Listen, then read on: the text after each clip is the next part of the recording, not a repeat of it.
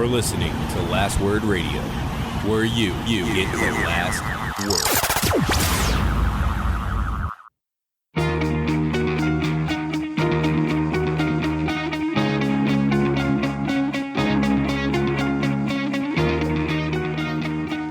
Welcome to the Fourth Line Podcast, part of the Alberta Podcast Network, powered by ATV. This is April the 13th, 2020. With you today is myself, Carl, and Stevie Nick. Enjoy this view, Carl. It's the last time you're going to see it. It's over. Packing up next week. Yeah, I'm going to be in my new house this time next week, recording from there. Fantastic news for you. Especially during the time of self-isolation, a little more space. It's certainly going to be a good thing. It's going to be so nice. I've been thinking, because we used to live, two of us, this time last year, we were in a 2-bedroom apartment.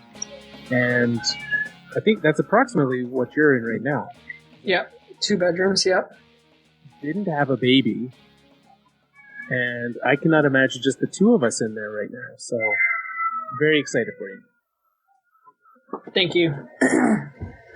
Well, we had a great plan for today's show, Nick. And it's something we've done it in the past. We have done it in the past. Where we've tweeted out and said, hey, why don't you come and join us for today's show? It's going to be a lot of fun. You can come and join us and see what happens. Unfortunately, in this time, I think back when we started doing this, Zoom was not a thing that people even knew existed. No. I mean, I think Zoom was just primarily used by businesses back then. Yeah. So, anyways, we've discovered, Nick, that the culture and the climate has changed. Because we opened up this room and it went from nobody to everybody in the span of 5 minutes. Turns out, unless I still haven't figured out the setting, I don't know how to turn off video when people join up in Zoom. Do know how to turn off their audio, but the video was the issue. So we had to shut that down aggressively quickly. Yeah, it was the video and being able to share your screens. I don't know where all these people came. They all came in at the same time. Was that orchestrated? It did seem like it. Our chat was being filled with all sorts of things that I didn't fully understand, but I did see someone said, "We got you." Yes. So, there was also someone else who copy-pasted, "I'm retiring," over and over and over and over again. Which, don't know what that meant. Good for them to be able to retire. That's what, we all want to be able to retire someday.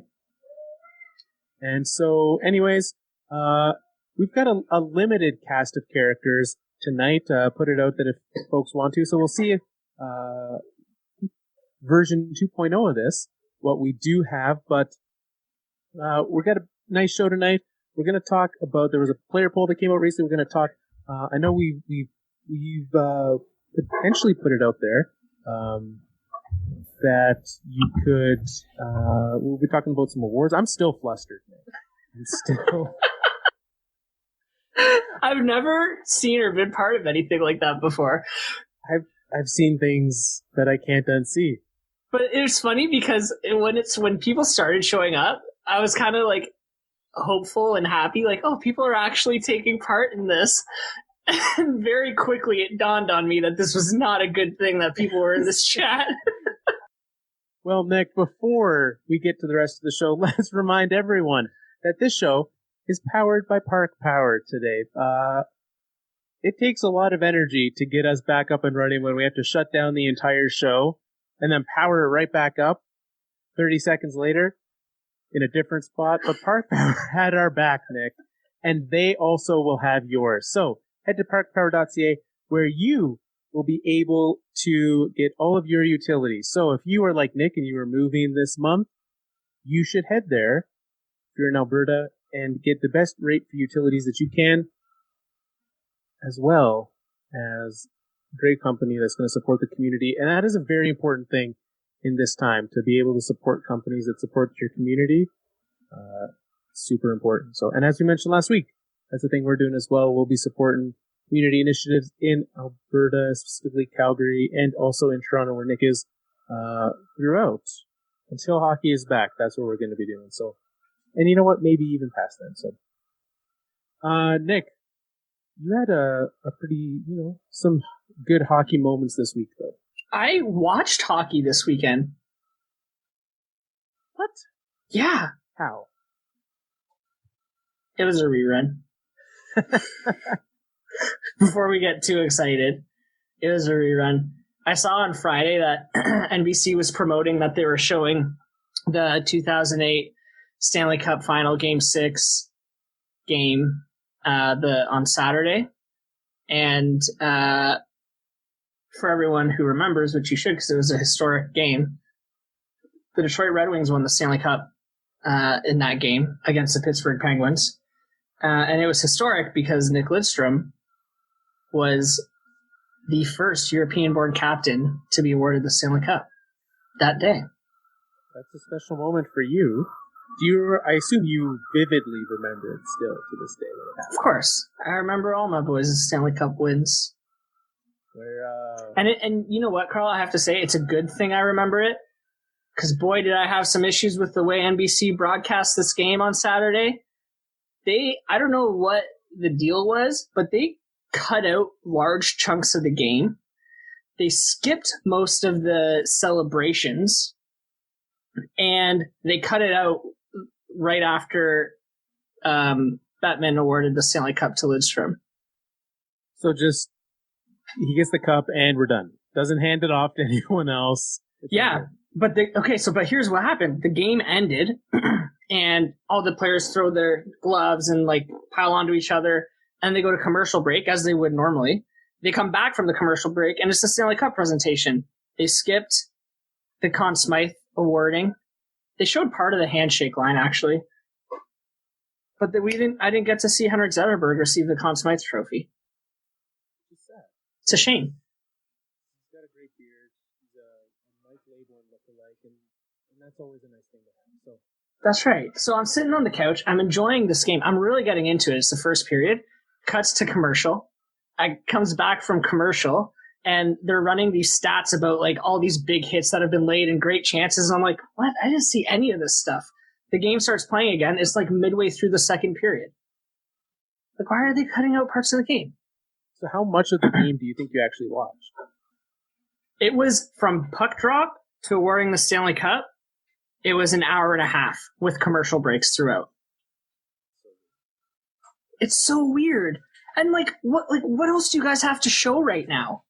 Why wouldn't you just show the whole game? Yeah, there's no need for that. Easily. I mean, like you said, there's no other sport you're watching. You've got free content. Just use it. NBC, man. And then as soon as they awarded the cup to Lidstrom, they cut to the next program that they were showing. It's the 2009 Game 7 Stanley Cup Finals. Like, nice try trying to trick me into watching that one. Get out of here. Yeah, that's a no-fly zone there. Well, I mean, I did see, so I saw that they were showing a bunch of those games, and the way I found out about it, I saw on Twitter, saw on some of these places, but I was watching Ovechkin on his Instagram rewatch himself win the Stanley Cup. So, you mentioned this. I didn't know he was doing it. Is this like an Instagram Live thing that he was doing? He was just posting videos on his story of him watching himself win the Stanley Cup, and it was the most Ovechkin of things humanly possible. That's so great. There's no one who loves Ovechkin more than Ovechkin. No. The next thing he should do is post video of himself watching himself celebrating the cup win all summer. Yeah, it's true. Like, I want to see his face when he was snow angeling in that fountain outside the ballpark. Yeah, I want to see him standing through the entire seventh inning with the cup above his head at the Nats game. Or replay the parade. I mean, show that NBC. That's the content we're doing. Absolutely.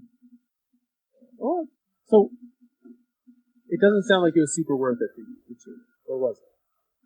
I mean, it was a nice way to spend an hour and a half of my Saturday afternoon. It was cool because, like, you see a lot of names that you kind of forget about, like players who were top 6, mid 6 players on these teams, both sides, Pittsburgh and Detroit, and who just are not talked about anymore. Well, because that was the first of Marion Hossa flip-flop. Yeah. So he was on that Pittsburgh team. He was on the Pittsburgh team. And you could have watched him again on the Detroit team the next year. Is that correct? I could have, yeah. But I didn't, because I'm not in the business of watching my team lose. You know what? That's why I didn't watch any of those games, because I'm not in the business of watching other teams. I know, I turned on the TV on Sunday, and it was Chicago and Philadelphia, like 2010. I was like, I don't need to watch this. I'm not that deprived. No. I mean, yeah, there's a lot of things out there that we're all watching, or rewatching. I feel like now the rewatch market is fully saturated. Yeah. They're showing all kinds of things all the time. I never know it's on. Because I don't tune in. I'm not one to just like turn on cable and start flipping channels. Yeah, no, me neither. It's appointment television or nothing.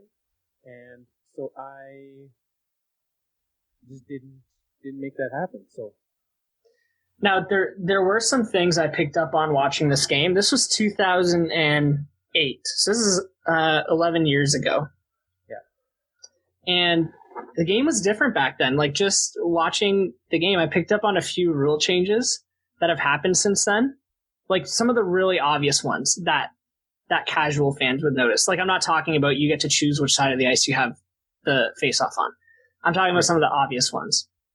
Like what? And, like, no-touch icing was not a thing in 2008. Yeah. And I remember watching an icing and like, why are they not blowing the whistle? And these two guys are charging down towards the boards. Terrifying. Any wreck, like, so were there some things there that you're watching, you're like, that's unnecessarily reckless? I mean, a lot of the roughing between the whistles. Yeah. It was definitely worse back then. They got away with a lot more. Now, this is also a deep playoff run too, and it's always way more intense at that point. Yeah. But a lot of the cross-checking, some shots at the goalies, which you wouldn't see anymore. So stuff like that. I mean, the Red Wings were in the Western Conference. Yeah.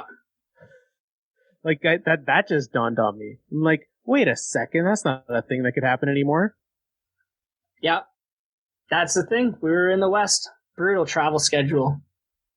Probably the worst out there. I mean, you would have known better back then. Got to be one of the worst. Columbus was in the West back then, too. Wait, is Columbus still in the West? No, they're in the East. No, they're in the East. They're in the Metro, yeah. So, did they both move over when Vegas showed up? Yeah. They went to the 4 teams?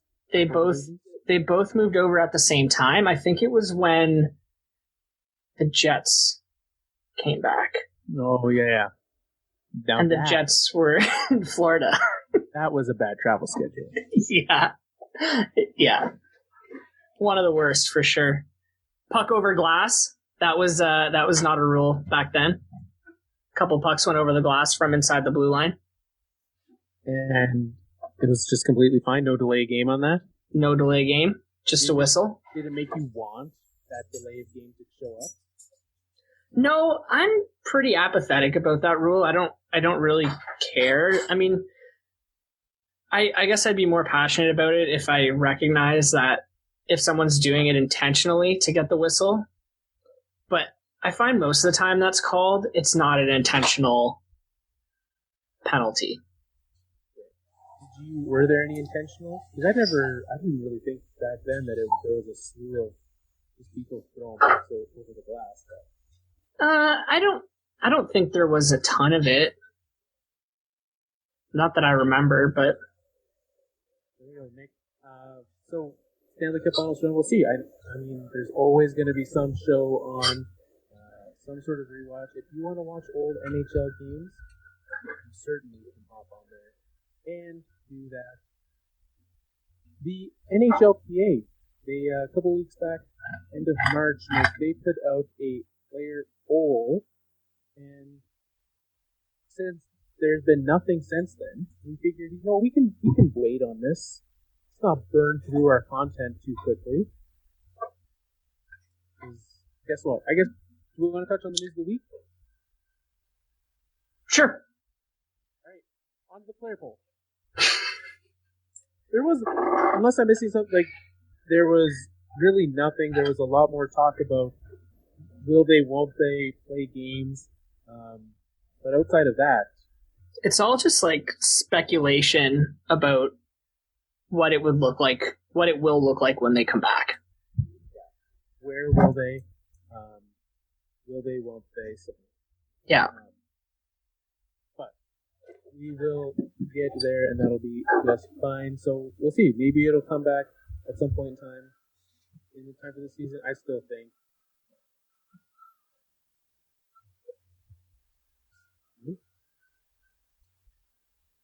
You still think we don't have hockey this year? Oh, I don't think hockey's coming back this year. Did I cut it? No, I just didn't hear your question. There we go.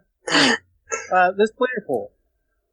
The NHLPA went and asked folks in the NHL their thoughts on all these things. And so they started with the best four. Who would you think?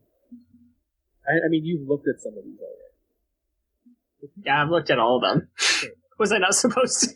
No, maybe you can ask, because I've pulled it up. I have not looked at the results of them. Okay.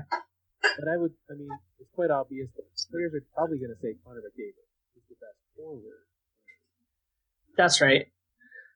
It's pretty heavily weighted towards Connor McDavid, which I'm surprised how much. 68% of the respondents said Connor McDavid, and almost 15% said Sidney Crosby.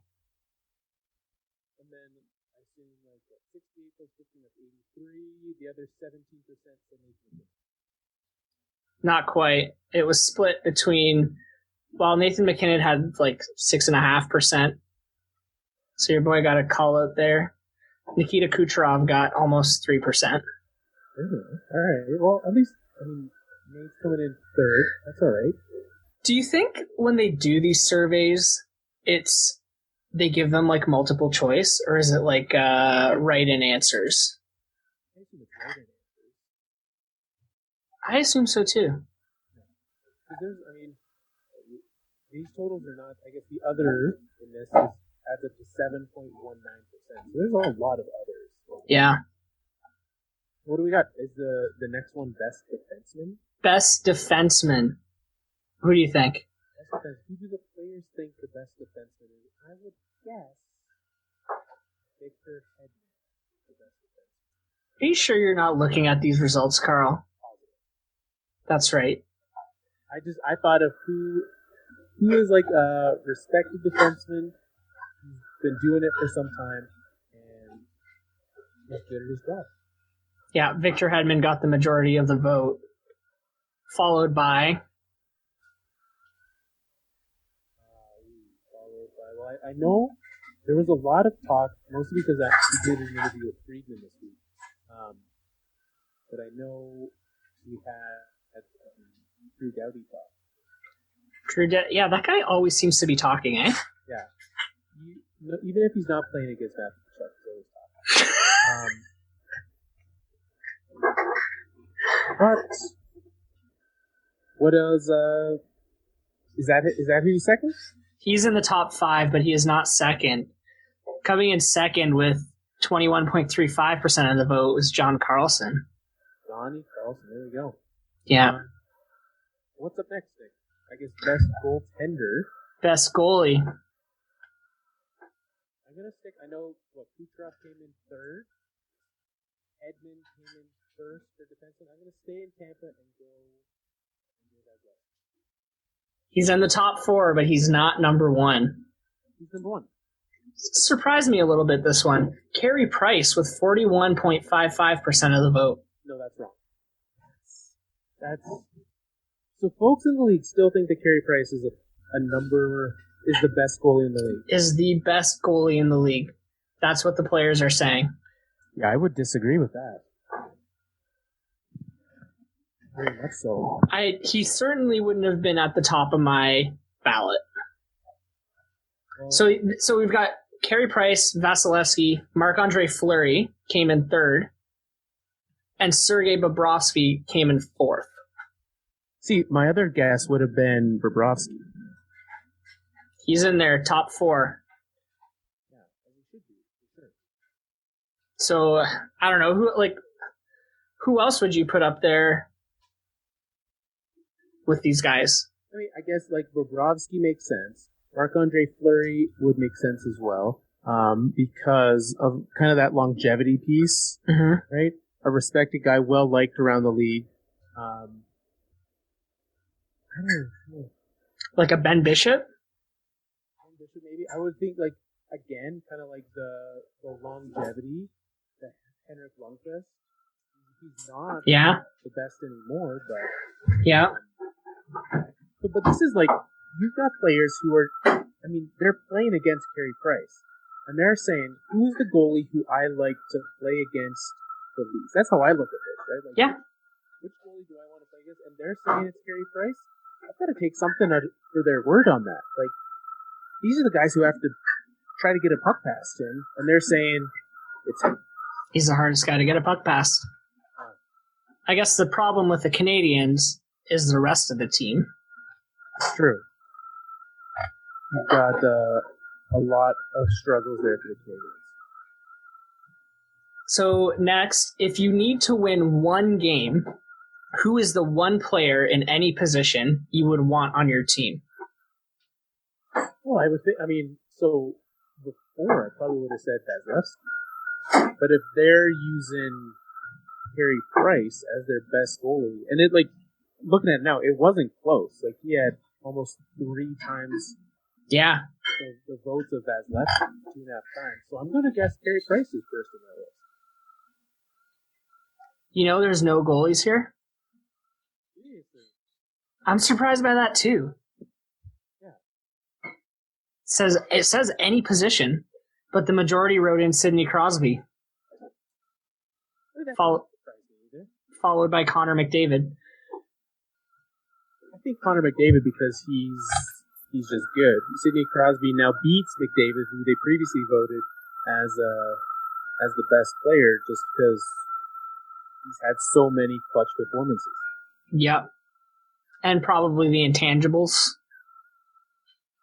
A little more. Yeah, exactly. There we go, okay. Who else rounds out that poll? Nathan McKinnon. Obviously. And lastly, Patrice Bergeron. Okay, so we've got instead of goalies, we've got a center team. Yeah. Essentially, it's who are the 4 best centers in the league? Probably a similar question to that. Yep.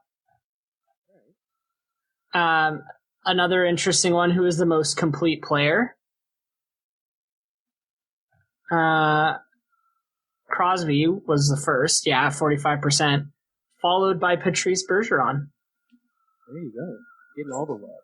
He's getting a lot of love. Okay, so speaking of Drew Doughty and his big mouth, who is the game's best trash talker? Well, I've got to think, I've got him up there, because you mentioned him. I think Brad Marchand's name's got to be on that list. He's the first one.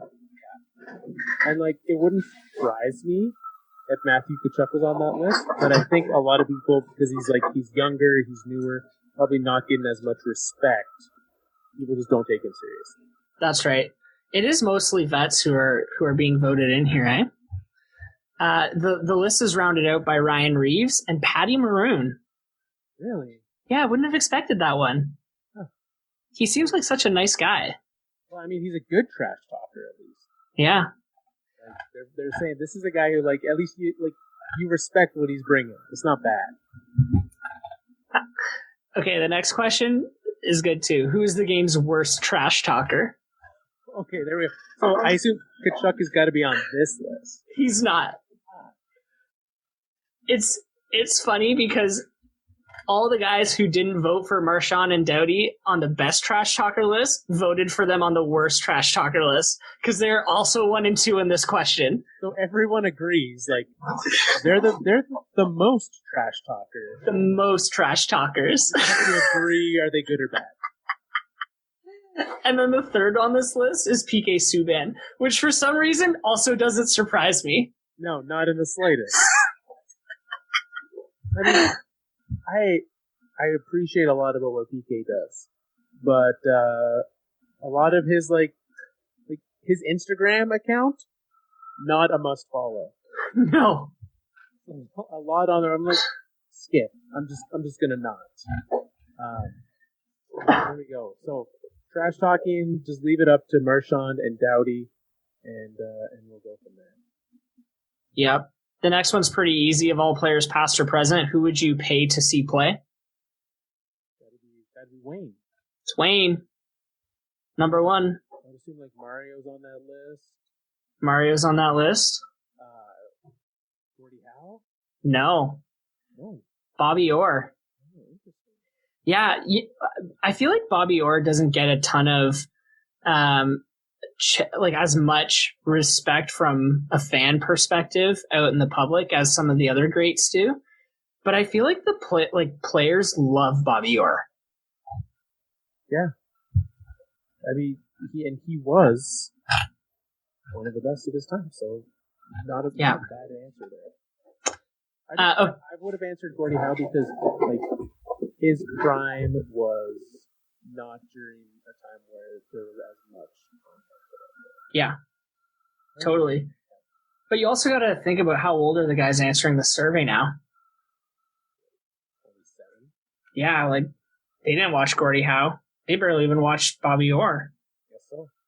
Yeah, it's true. So the same reason that I mean, let's not put it out like I'm some sort of wily veteran of the hockey world. But enough that I mean, if they haven't seen him for the same reasons, it makes a lot of sense. Yeah. Okay, this is an interesting question because I didn't realize that it was something players cared that much about. Would you like to see players' personalities expressed on their equipment?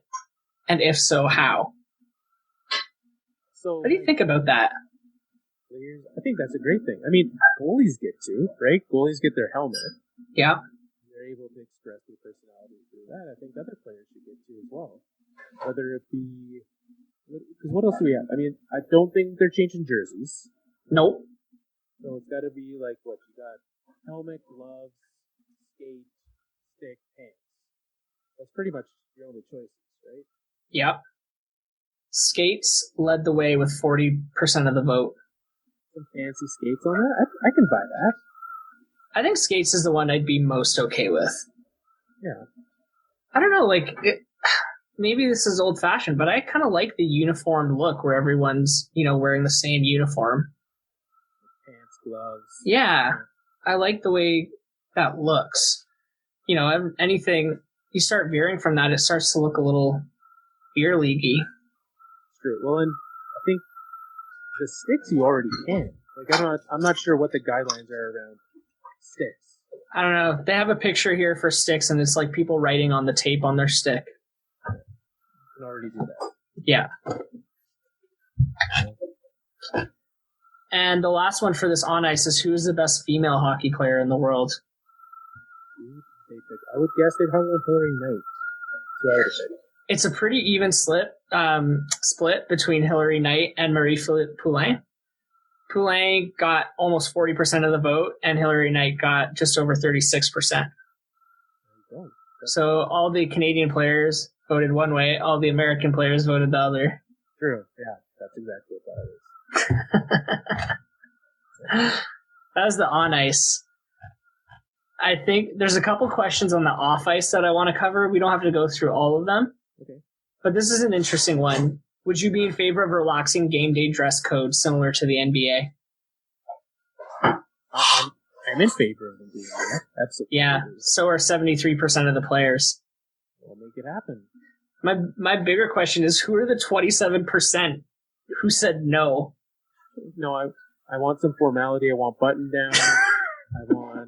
I want all the Austin Matthew turtlenecks. I want someone to show up like full Russell Westbrook, ridiculous. I want that. It's probably the guys who are not on the giant superstar contracts who are like, I just bought all these suits. I gotta wear them. Yeah. I can't afford to look nice. I don't have any fashion sense. Yeah. That would be my approach. I'd be in favor of it, though. Yeah, I'd be okay with that, too. We need to start loosening the strings a little bit on the NHL players. Especially now. Like, right, these days, when we get back to this, can we all just take sport a little less seriously? Right? Does it matter? Can Lou Lamoriello let someone grow a beard? All of his players are doing it right now because they can't during the season. We're going to be coming out of a time where everyone in the world has exclusively worn pajama pants 24/7. True. And you're going to ask these guys to start putting suits on? They probably won't even fit in their suits. I have to put jeans on every couple of days just to make sure they fit still. Yeah. Poor guys. Yeah, those poor guys. They're going to have to be resizing their jerseys. I don't want to spend too much time on who the funniest player in the league is, but I need to give it a shout out because my boy Phil Kessel got some votes. Of course he did. Love me some Phil. Which players have the best bromance in the league? I assume it's got to be, I would probably go with Joe Thornton and Brent Burns. They came in second. Okay. The first place, David Perron and Ryan O'Reilly. I didn't even know they had a bromance. Me either. My next one would have actually been Marleau, Marner, and Matthews. All three of them. Matthews and Marner got some votes. Oh, there you go. But they said bromance, not like dad/bromance. So Not like, I mean, bro, like fully brothers in this situation. That's right. You know who else got some votes? Matthew Tkachuk and Drew Doughty. No one's buying the shtick. No one's buying it. That's hilarious. I love it. I love that. Like, if you look, like, but they got almost 4% of the votes. That's, I guess only a handful of people voted on that, but still, I like that. That's some good trolling right there.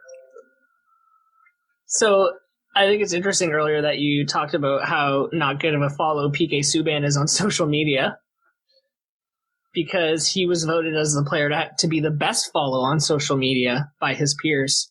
Well, I'm standing with the rest of them because I scrolled down and the aforementioned Alex Ovechkin watching his own Stanley Cup winning game is number 2, and that is absolutely who you should be following on social media instead of PK. Absolutely. Brad Marchand got some votes too, mostly for the chirps. I do appreciate Brendan Gallagher has been joining the TikTok as of late and is recreating scenes from sitcoms. I'm all for that. That's great. I didn't know that guy had it in him. Me either. All of a sudden, I'm like, Brendan Gallagher on I don't have time for this. It's hilarious. I've got a lot more, but when he's recreating scenes from The Office, I'm for it. Which player isn't on social media but should be? Okay, let me just, I'll tell you the answer. Sidney Crosby, he got a quarter of the votes.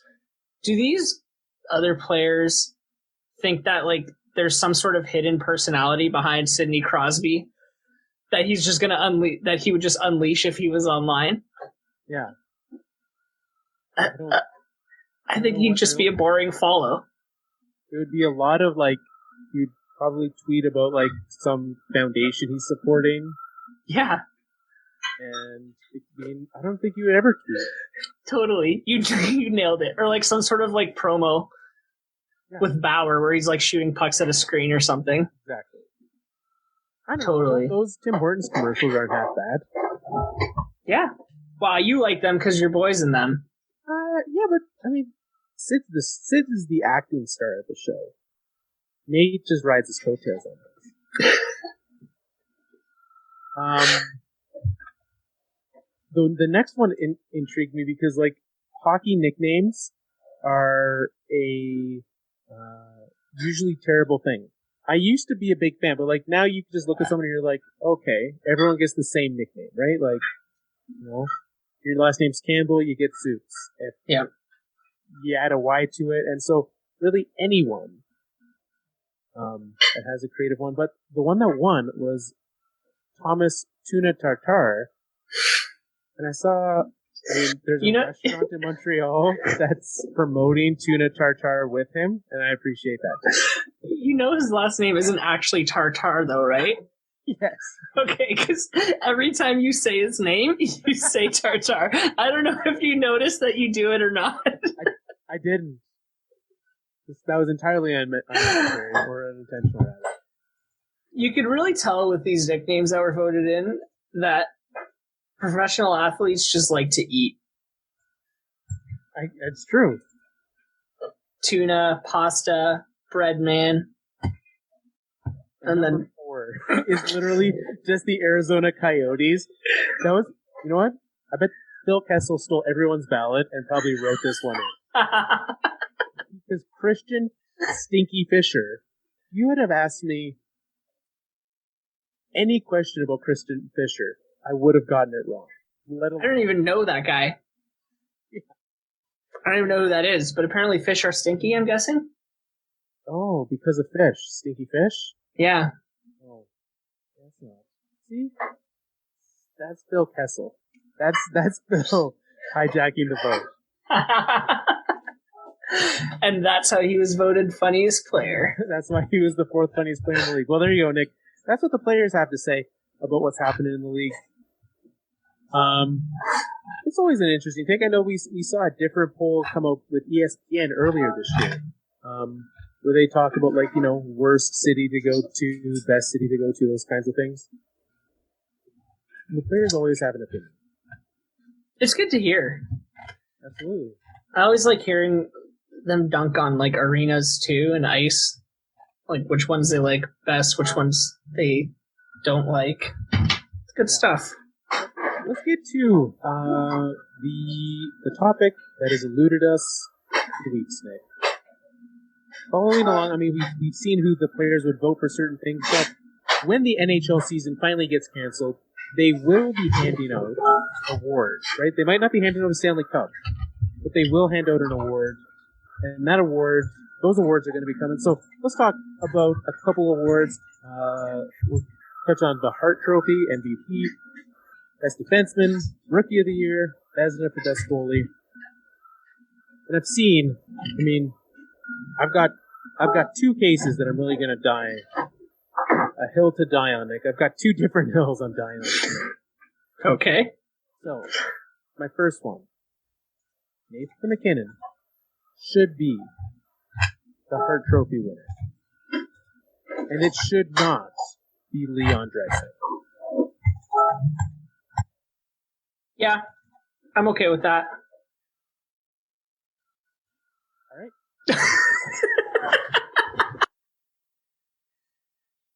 I'm not going to sit here and argue for Leon Draisaitl. Sure, he's having a great season, but I don't know. Is it league MVP good? And that's the thing. Is he having the best statistical season? Absolutely. Right? Hey, if you look at total points, Leon Draisaitl up there. Points, assists. Yeah, sure, he's having a great year. Yeah. But when you also have Connor McDavid on your team and you're playing with him as much as Leon is, it's not. You can't say you're the most valuable player. Yeah.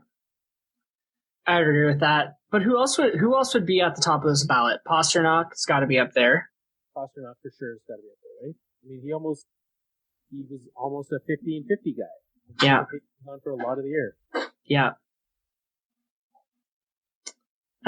So yeah, I'd hear an argument for him.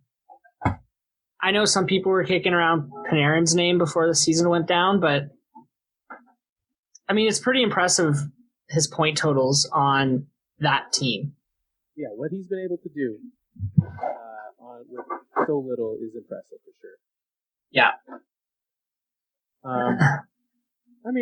I personally, I would vote McDavid. or not McDavid, Kinnan, the other Met guy. I know, but everyone's probably going to vote McDavid anyways, so. Just vote. So when I genuinely look at the most valuable player, I look at what he has been able to do with the team around him. And with the amount of injuries the Avalanche have had, right, like that line of McKinnon, Landeskog, and Rantanen. Rantanen's been out for a bunch this year. Landeskog's been out for a bunch this year. And McKinnon has still been able to keep it up and doing those, proving that like he's not being kept afloat by those guys. He's the one bringing them up. And he's doing it, like, again this year. I thought he should have won last year. Yeah, he should have. And now he's back, right? Like, still continuing this year. 5th in the league in points with 93, 17 back of Draisaitl, but only 4 back of McDavid in second. I'm going... All right, I'll let you have that one. Best defenseman. I mean, we know who the players are voting as the best defenseman in the league. They're going Victor Hedman. But who do you think would be winning the Norris? It's John Carlson. It has to be. Like, I'm looking at this list, right? I've got the points list pulled up. John Carlson, 12th in the league in points, Nick. Yeah. He is. And I know, like, the Norris always goes to an offensive defenseman instead of a defensive defenseman. And so even more so, hands down, and there's also a recency bias in these awards. So like John for sure got up to a super hot start, and then, you know, was good, not next level the rest of the year. But, man, gotta go with John Carlson. Yeah. It's not a question for me. Right. Let's go to the Vezina, best goaltender this year. This is less of a cut and dry one. There's a lot of goaltenders, I think, that are in the fight. What about Connor Hellebuck? I mean, he doesn't have a lot of support there. He's been keeping that team season alive. Yeah. Connor Hellebuck is a guy that you got to be looking at there. Tuukka Rask, obviously going to be in that conversation. Mm-hmm. I think one who would, if it wasn't for how few he's played, Elvis Merzlikins would be one that I'd be looking at with his numbers. But having only played 31 games, I don't think he played enough to be in the conversation. I'd agree with that. He might be in the conversation for another award, but not this one. Okay, maybe we'll get there. Maybe we will. I agree. I think, and I would say is another one in the same category as Merzlikins, Ben Bishop. Anton Khudobin has played a ton there, though, in Dallas as well. Yeah. But Bishop's played the majority. But if I'm going to say Tuukka Rask at 41 games can win it, then Bishop at 43 games can win it as well. For sure. I'll probably put my finalists as Hellebuck, Rask, and Bishop. Yeah. Makes sense. That makes sense, Carl. Send in the ballot. That said, the NHL will probably shove Vasilevsky in there because he's leaving games. That's what they do. And he's on the Tampa Bay Lightning. Right? You know that Hedman's going to be a finalist. They'll probably shove Kucherov in there, even though he's not one of the best this year for Hart. Yep. They get some, as they should. All right, Nick, here's the one that is the most hotly contested of all of them. The Calder, Rookie of the Year. You mentioned Elvis as a potential candidate. Is this the other award? Yeah. Yeah, don't you think? Like, through the first 30, would you say 33 games of his career? Yeah. It's been pretty impressive. It very much has. So I think he should definitely be up there. I know this is a hill you're going to die on. Before we get to that, you got to mention Quinn Hughes. Okay, I'm going to I will mention Quinn Hughes. But let's camp on the Merzlikins for a second. Jordan Binnington last year. Yeah. Was a Calder finalist. Yeah. He played in 30 regular season games, and this doesn't take into account playoffs. So it doesn't take into account the fact that he won a Stanley Cup as a rookie. But don't you think that plays into the decision, like the bias a little bit? How you think of the goalie? Like, go ahead. Do they not vote before the playoffs? That would make sense. I don't know. I don't know if that's true or not. I believe that they do. Yeah. Okay. Well then, never mind.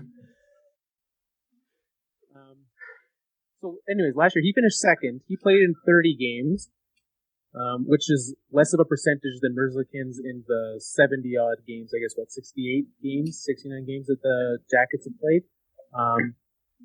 So certainly Merzlikins in the discussion, right? I would say. Yeah. Yeah. And then, in the weirdest of situations, we probably have the finalists for the Calder being a goalie and two defensemen. Yeah. You walking up the hill right now? Quinn Hughes, Cale Makar. I'm going to let you tell me why you think it's Quinn Hughes.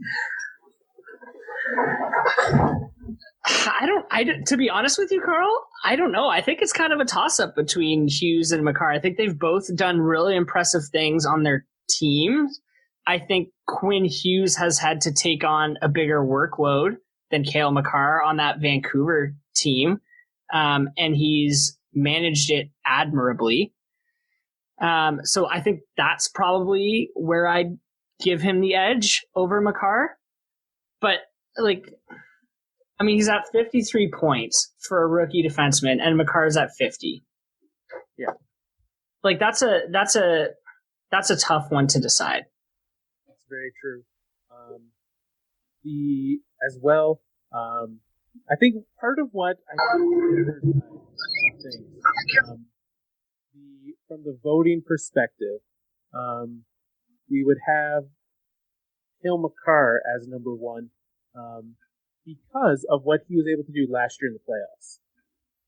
The fact that he was able to, because that's the thing, you can take out this year's playoffs because they'll vote with those being aside, but last year's playoffs are a thing that you cannot forget, Nick. Yeah. Cale Makar was able to step in and do as not even like the rookiest of rookies. He came from the Frozen Four and stepped straight into the playoffs and started scoring for that team against the Flames immediately. And then kept it going through the regular season this year. So I think being able to see that is a complete player that we have in Cale Makar, and that's because we've seen just that extra little bit from him. That's where I would go. And do you think he will win it over Elvis? Yes, I think it would be Cale, Quinn, Elvis. I think it should go to the goalie. I would be much less upset as long as I'd like Quinn or Cale to win, but yeah, Quinn. I think the story, it's a better story what this guy's done in Columbus, and with where that team was expected to be performing this year, the performance that he's put up is more impressive than the two defensemen. Well, there we go, Nick. Those are our picks for winners this season. Anything else you want to touch on? Anyone of our pared down, much less offensive crew in the chat have any questions? While we do that, Nick, I'm gonna get to a new thing I want to tell you about, Nick. Ooh, I like new. We obviously know that we have ATV, a proud sponsor of the show, of the Alberta Podcast Network, and many things. They have a new initiative, Nick, called PodPower. So don't be confused with ParkPower. This is PodPower. And with this, they're using their ability to amplify voices of Albertans and Alberta podcasters. So they've said, hey, you know what we want you to do? we want you to share some of what some podcasts are doing in and around Alberta. And so, there is a podcast called That's Food. It's a new podcast from CJSR, which is Edmonton's university radio station, so from the University of Alberta up there, and community radio station. It is a show that explores the backstory of food in Edmonton one meal at a time. It's handmade with love by University of Alberta students. You can find it on Apple Podcasts, Spotify, or wherever you download. You can also go to the website that'sfood.transistor.fm. And I think for myself, this is a time when I think we're all having to get a little bit more creative with our food choices. And we have some more time to put some more love into our food and what we're cooking for ourselves. Because we can't just go out as easily as we used to. And so I wanted to share that with you today. That's food. Because certainly, I mean, I'm a food lover. I like to eat good food. I like to make good food. Can I share something with you? Yes, please do. I learned how to do this thing on Zoom that I think you're really going to like. I think I know what it is. And, I just learned how to do it last week when we were doing a virtual meeting. Oh no, it's not working. Man. There's a way to set your background as a fun picture, but it's not working now. True. I did it last night, actually. We had an Easter dinner Zoom, and I made sure that would be I had that. So let's see if mine works. Oh, it's coming through your face. It is. Turns out, Nick, this is what I discovered last night, that my face is the same color as the walls of my house. And you know what? There's not a whole lot I can do about that. So that's where we're at, Nick. Well, thank you for tuning in this week. Sorry to everyone who tried to show up for our show. We'll try for next week. Now that we know that that's a thing we should be aware of, clearly we need a little bit more. So we'll try to do it again next week. We'll try to do a live show where you can join us. We'll have the chat open and you can do that. But it was a hot mess to start the show, Nick. Thank you for rallying with us, Nick. Hey, man, it's fun. We have fun on Monday nights. Monday nights. You know what? That was the most Monday of things that happened, that's for sure. Monday nights in quarantine. You can find more about the show at thefourthlinepodcast.com, at fourthlinepodcast on Twitter, facebook.com/thefourthlinepodcast. Thank you very much for tuning in. You can find us everywhere you listen to podcasts: Apple Podcasts, Spotify, Google Podcasts. All of your podcast players, we are there for you. Thank you again. We will be back next week. It's time for us to wrap up another Fourth Line show. I know what you're thinking. You don't want us to go.